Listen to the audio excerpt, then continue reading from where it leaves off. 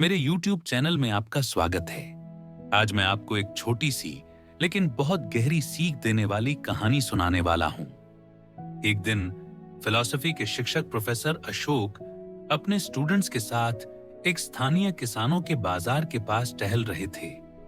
उनके साथ स्टूडेंट राहुल, विक्रांत, धीरज और कुछ अन्य भी थे। अचानक उन्होंने देखा कि एक आदमी एक गाय को रस्सी से खींच रहा था। वह आदमी गाय को घर ले जाने की कोशिश कर रहा था, लेकिन गाय बिल्कुल भी चलना नहीं चाहती थी। वह बस वहीं खड़ी थी, हिल नहीं रही थी। यह काफी देर से चल रहा था। प्रोफेसर अशोक ने उस आदमी से कहा, जरा 1 मिनट रुकिए।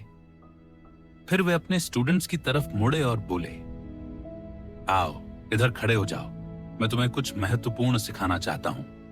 उन्होंने पूछा, बताओ असली में कौन किससे बंधा है? क्या गाय आदमी से बंधी है या आदमी गाय से बंधा है? असली मालिक कौन है और नौकर कौन?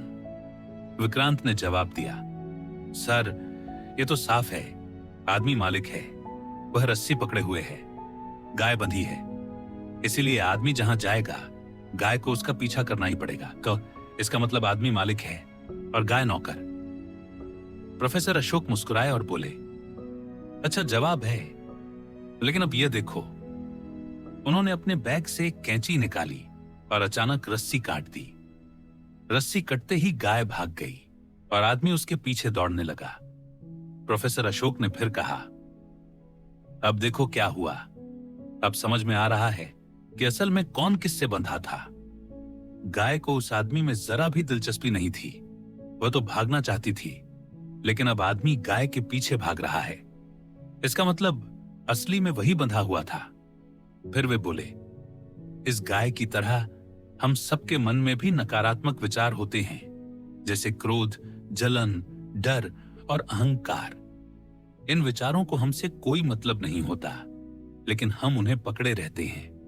हम सोचते हैं कि हम उन्हें नियंत्रित करते हैं, लेकिन असल में वही हमें नियंत्रित करते हैं।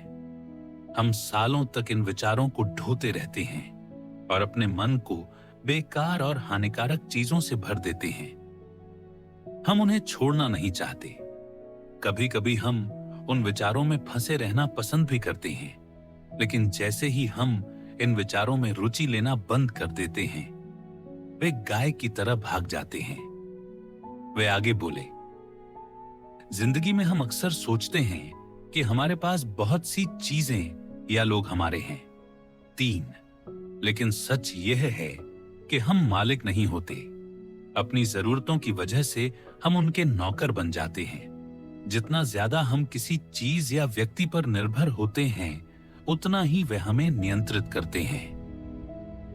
इसलिए याद रखना, स्वतंत्र और शांत रहना एक चुनाव है। आप यह चुनाव अभी कर सकते हैं। आप अपने मन के सारे कचरे को छोड़कर एक नई खूबसूरत जिंदगी शुरू कर सकते हैं, क्योंकि एक शांत और खाली मन दुनिया की सबसे खुश जगह होता है। अगर आपको लगता है कि यह कहानी और लोगों तक पहुंचनी चाहिए, तो कृपया वीडियो को लाइक और शेयर करें और हमारे चैनल को सब्सक्राइब करना ना भूलें। मैं फिर एक और प्रेरणादायक कहानी के साथ वापस आऊंगा।